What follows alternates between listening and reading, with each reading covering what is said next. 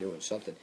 And the cigarettes now are starting to get to me too, because it's like I feel like I'm, begging Peter to pay Paul. I'm walking to bring this stuff down, and I'm smoking a ton of butts, and it's like, oh my God. So, but yeah, for anybody out there who's dealing with the diabetes or blood pressure issues, I can't stress walking enough, because I've seen what it's done in my wife. Oh my God, and just even in myself, it works, brings your complexion back. It helps you burn, for people with diabetes, it helps you burn off the actual insulin that your body's not digesting. Or if you go to a gym even. I know a lot of people that go to the gym, the fitness gyms that are a big rage out there. But no, there's just something about me, I just like being outside, and when I was in the hills and I spent a lot of time in the woods, and before I got so wrapped up in the family life and the musical world, I was always out in the woods, doing something, so... Muscle movement is important to everybody, including people with diabetes, because it actually helps dispel the actual insulin you're not using. Muscle movement. Yeah, seriously. Muscle milk. Well, sometimes I just stay in the house or I go on my driveway if I'm too cold and just kind of like dance, or dance. Remember the night I tried that muscle milk? Oh my goodness. God, that was... Let's not go there. Yeah, let's go there. That was funny. Every time he goes to the store now, he sees our favorite teller at 7-Eleven and says, "Hey, anybody bought any?" And when somebody buys muscle milk, she tells him, and he starts laughing. And the poor customer's like, "What is up with him? What's wrong with my muscle milk?" All right, so we're gonna go and get a little dirty on Christmas Eve. We're all adults here, so when I think muscle, I mean, you don't have to even say it now. Okay, so you guys get the idea, the muscle. Anyways, you can call it a love muscle, whatever you want to call it. But anyways, that's my mind in the gutter that night. I guess I walk in. I don't know, maybe we were telling jokes, but that was on my mind, or it wasn't on my mind. But when I rounded the corner, I see there's a jug in the fridge, and it says muscle milk. And for some reason, I don't know if I had a beer or if we were telling dirty jokes. Maybe you were so tired you just started laughing. Yeah, that might have been it. Just the whole concept of muscle milk. I'm like, dude, that's gross, and everybody started laughing. They're like, you're horrible. And I'm like, muscle milk, ugh, But it became this hysterical thing. Well, then I said, well, hey, man, I'm serious. I'm like, about it. Oh, let's try it out. It's good for you. It looks like chocolate. Oh, my God. I couldn't get that stuff out of my mouth fast enough. But anyways, muscle milk. So every time we see muscle milk, we laugh like hyenas because of my twisted, sick humor. But, yeah. Anyway. But if you like muscle milk, I guess it's good for you. I read the back of it, and it's good for you. It don't taste good, but to me it don't. But it's good for you. So, anyways,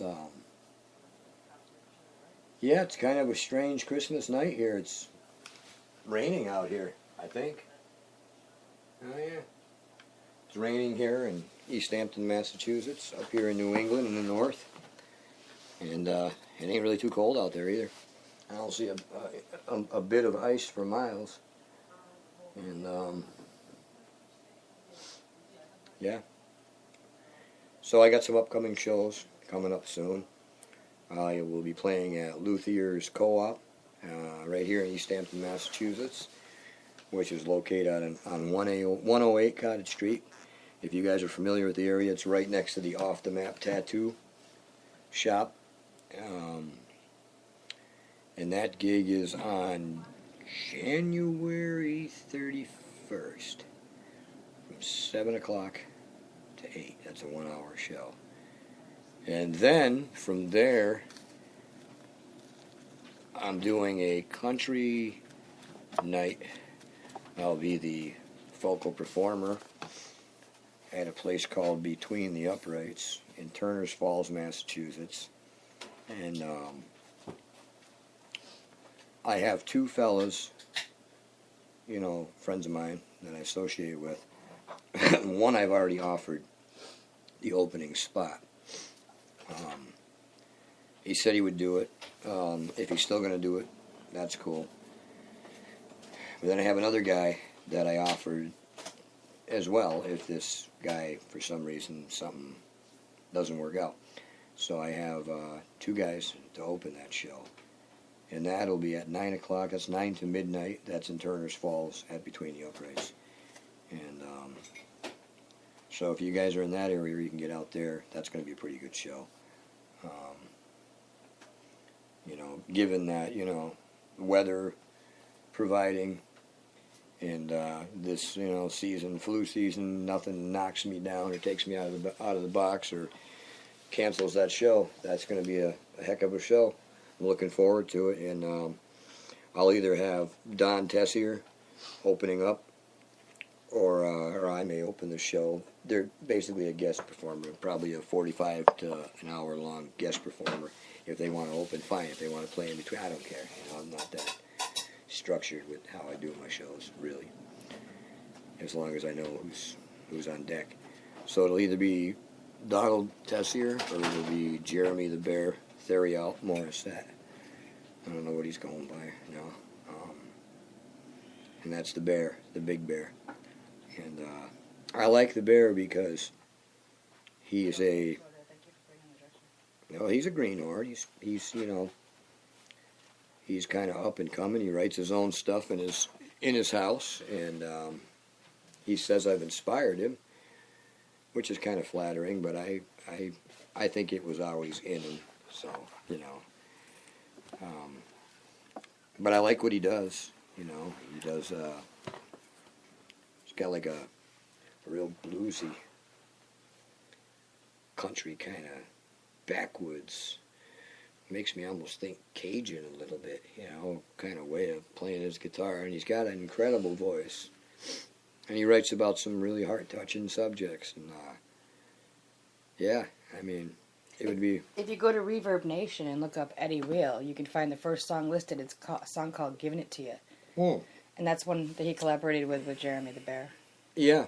Yep, that was one night we were just hanging out, and we decided to put that out. First take, too. One take. And you guys were just, it might have been the second take. Well, we added a couple different tracks. We put a shaker in there. Yeah, but the first actual laid down, you singing and him performing in that first track was kind of amazing, because usually it's one or the other, first, but you did it all in one, the first beginning part of it, and playing. I didn't play the guitar in that. He played the guitar, and you did the singing, and then you did the percussion afterwards, and it was pretty neat. It was a fun thing to do. Yeah. Yeah, so as we get closer to that gig date, I will definitely fill everybody in on what's going on there. And we've also got another venue coming up toward the hill towns of western Massachusetts, but that's not going to happen till probably after the new year.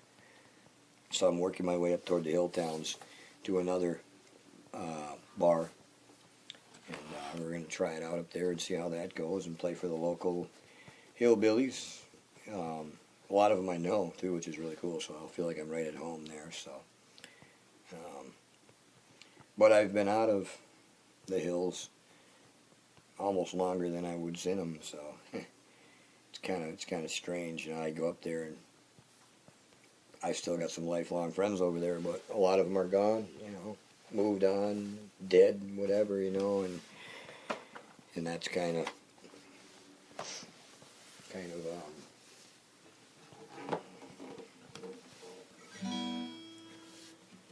strange. But I think I'm going to have a good time up there. So anyways, that just kind of brought me around to thinking about a particular individual that I had met when I was up in the hills. And we were friends for a long time.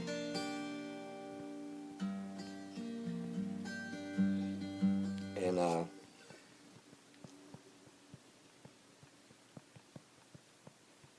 he's no longer with us anymore, and I don't know where he is.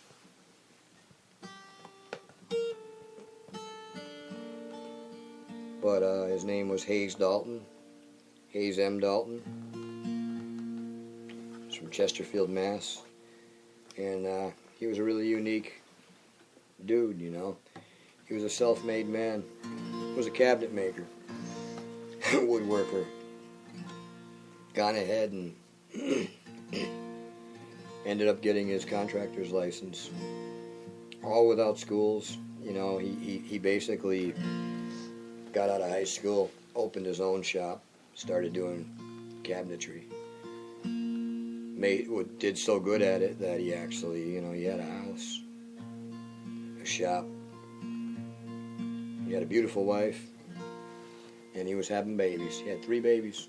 When I met him, he already had 1, and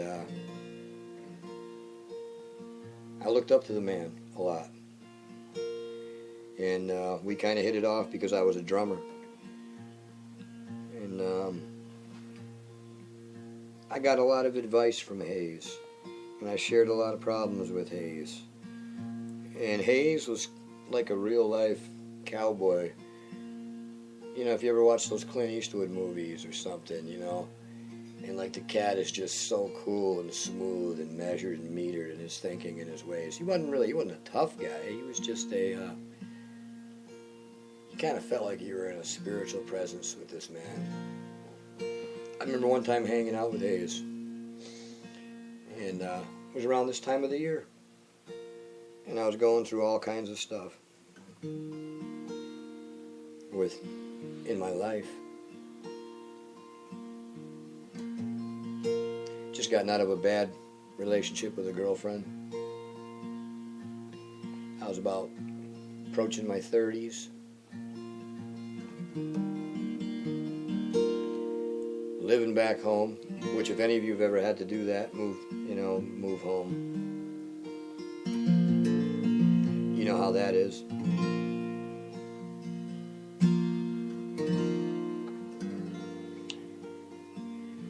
No job. I think I was skirting a bench warrant for automotive infractions at the time. It was just like, I had a whole host of weight on my shoulders. And I wasn't feeling like I was a productive human being. Kind of in a dark spot. And it was probably 6:30 at night. Probably right around the Christmas season, middle of the winter, cold as heck. And I got a phone call from his. And he said, "Hey, man." He always kind of talked like a hippie. And he said, "Hey, man, what are you doing tonight?" And I said, "Not much, man. Just hanging out here, with the parents." And he goes, "Well, hey, I was thinking, man, like maybe we could get together and we could jam." And I said, "Yeah, man, that'd be great, I'm like, "But it's like 20 below zero outside." We're talking Chesterfield, Goshen, western Massachusetts, where it gets so cold when the wind blows it sounds like 22s are going off because the trees are cracking. And I knew his shop was kind of crude, it was real nice, but I mean, it was, it wasn't insulated, and the doors had big cracks in them and whatnot. But he had a stove in there. And he said, "Well, let's go up the shop, man." He's like, "And we'll play up there, man. We'll be warm. We'll fire up the stove.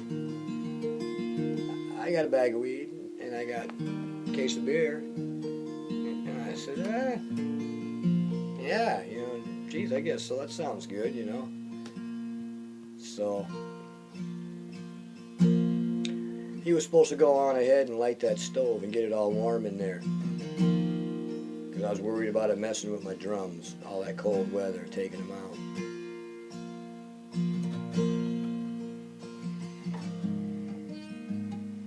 So he showed up